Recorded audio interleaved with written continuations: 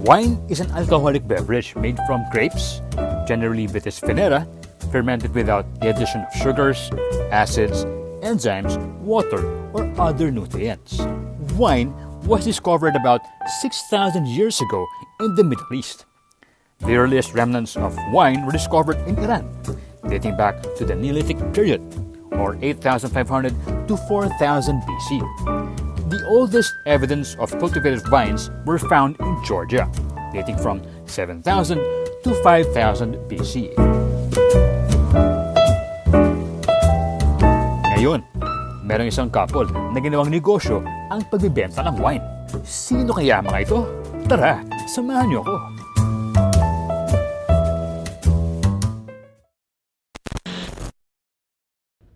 Hello there! Welcome to Real Drive.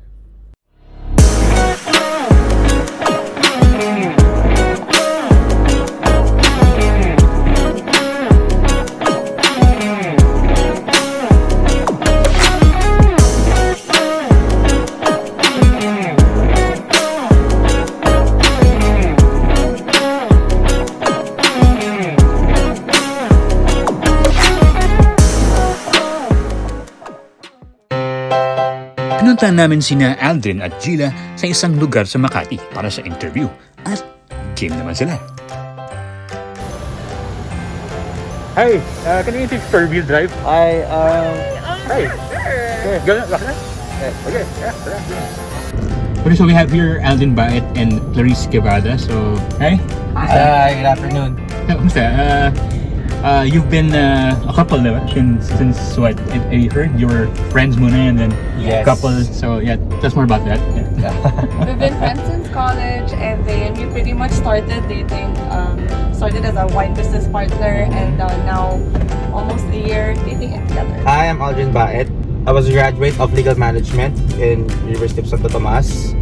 I worked as a front office agent in Heritage Hotel Manila, and then I became a fitness coach in Fitness Army and BGC. Now I'm a businessman. Started our own wine business together. Also helped out on our family business. We have a retail store business. We usually opens at bazaars. Okay. And then yeah, you have a wine business now. Yes. Kumusta naman? Actually, we started out two different brands before. We catered two different markets. So I'm Rewine before, and she's Wine Manila. So Wine Manila.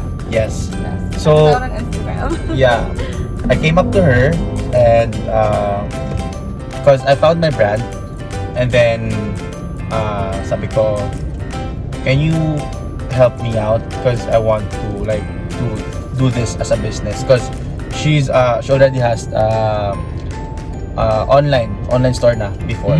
Okay. So she has this sistema na and operations, how to do it. So I started, so I was still based in the States. Back in the time, I think in COVID, everyone was trying to make up their own online business, and we decided, well, for me, when I started it, I was like, why not do something on the side hustle while I was doing my 9-to-5 job, which I do still, real estate property management. I ended up exporting wines from Napa, since I am based in California, to bring it here in Manila, since it's a brand that is not yet spread out here, and I wanted to be like one of the pioneers who would introduce the brand. That's kind of how I started it online, just a very small team. I was very hands-on. And then Aldrin last year kind of had his own separate brand and vineyard, where he also had a separate market in mind. So we were just starting to collaborate a lot by helping him mentor the business partners. Until a year in, we had our separate social media and managing our own business separately, until we were collaborating a couple of times that we decided to finally merge. Yeah, As I we see. both ended up having this vision to put up our own physical wine bar. And I know it's a very brave time, COVID times, everything's very risky and essential, but it's also like stepping outside of your comfort zone and chasing your passion and dreams. So we decided to risk and venture into it. So we actually decided to do it planning. It was a lot of planning in different time zones. It was like a long distance relationship we were trying to manage for a while. Why wine? Okay, so for me, it started with like a family passion. Most of our wines are family members. We're very much like wine connoisseurs, so we do a lot of like tastings. As I've said, we're based in California. It's very accessible to us, and it's something that I've been passionate about that I wanted to bring as a business here in the Philippines. As we've known, like everyone started to move on to this whole wine lifestyle and culture, and I wanted to be the ones to educate like the youth and everyone in the market to make certain brands reachable despite it being like a premium brand. So I'd like to be the one to build that foundation to help that whole industry get developed here in the Philippines, especially like with work remote. It's COVID times, everyone's breaking, and I think we just need a little environment where we can distress and have a little like wine on the side to make it a little bit enjoyable and distress. So yeah. Aldrin, what are you driving right now? So I'm driving a Hyundai Tucson 2010 model.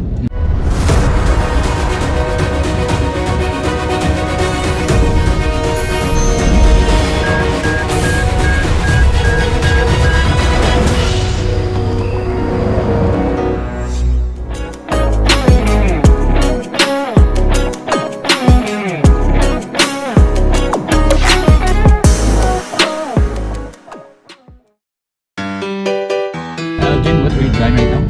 So I'm driving a Hyundai Tucson 2010 model. It was actually a gift from my mom when I graduated college, and I've been driving this car for I think more than 5 years already. This car is my best friend. We had lots of memories together. Actually, this car broken down also many times before, but you know, we keep on fixing it because you know it's my comfort car. You know, it's my comfort car. I love this car, and I'm not really wanting to let go of this car. So yeah. Any memorable experiences that you want to share? Anything about this car or that's related to your business?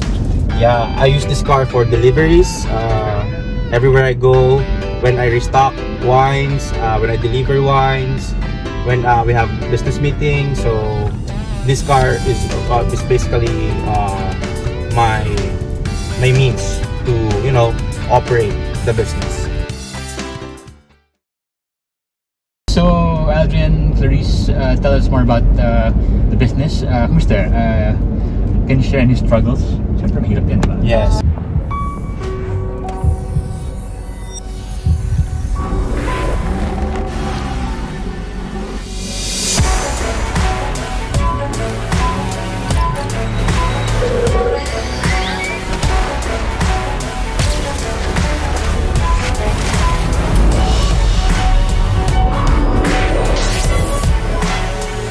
Montero Sport. Elevate your journey. Drive your ambition. Mitsubishi Motors.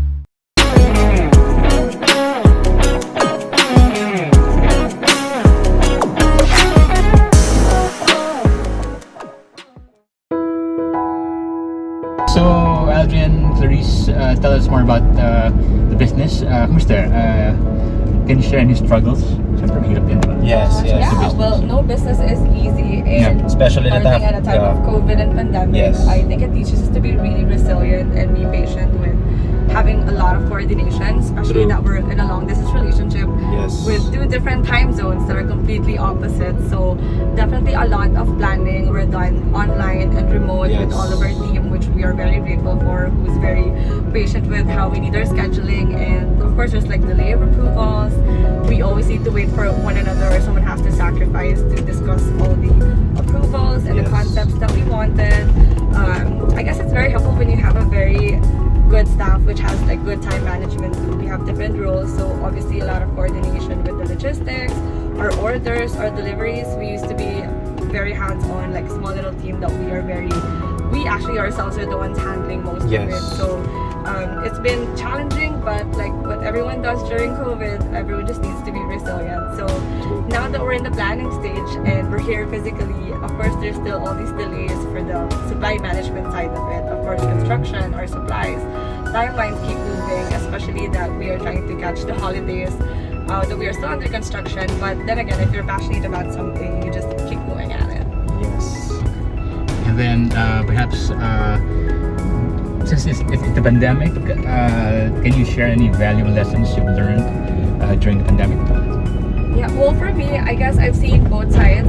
Living in the States, comparing how the pandemic hit there, and then here briefly in the Philippines, it's very different. But I guess it teaches us that time is like essence, and quality time is very important nowadays. No material thing matters. No matter True. what you are in the society, everyone got globally, COVID was out there and spread out. But we all just needed to have our own reflections of how we will keep going or move forward in life. So, if there's one thing I learned about the pandemic, or an experience I learned about the pandemic, is that sometimes you have to be brave and not to be afraid of the whole pandemic. Because if you let it consume you, you'll not be able to do the things that you want. But of course, you have to be vaccinated and all that. But you know that the main thing I'm saying here is don't let yourself to be hindered by the pandemic or the virus itself. So, Aldrin, Clarice, with all the things that you've been doing for the past months, years, what basically drives you? May balita ba kayong nasakyan sa kalsada mga katandem? I-share na yan sa Daily Tribune. Madali lang ang pagpapasa ng balita. Kailangan lang gawin ay shoot, send, edit, post. Daily Tribune, ang Cash News Squad. Katandem sa kalsada, katandem sa balita.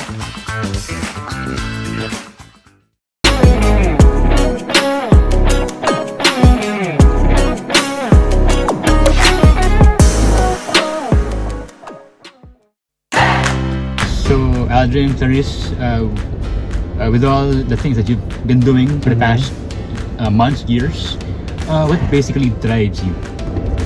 Yeah, so I think we grew up very sheltered, seeing how our parents actually provided us a comfortable life. It inspired us to be really driven and have the grit to also persevere and do the hard work to be able to also have this foundation for our future, and at the same time be the ones to inspire the youth that like no matter where we are, we should always also find the work-life balance in everything we do, to go after our dreams. And life is short, so if there's something that we're passionate about, to be able to be brave and step outside of the comfort zone to go after it. And as for our wine business, it's like what Aldrin said, it's being brave. It's something that we know is not a very essential line of business to get into, especially at the time of pandemic. But we wanna push ourselves to be able to do more and be the ones to expand our vision into creating this whole business, and hopefully in the future be able to be the ones to educate like more wine connoisseurs at the age of early 20s to be able to enjoy this lifestyle, and also being able to provide for our future staff and families and our future.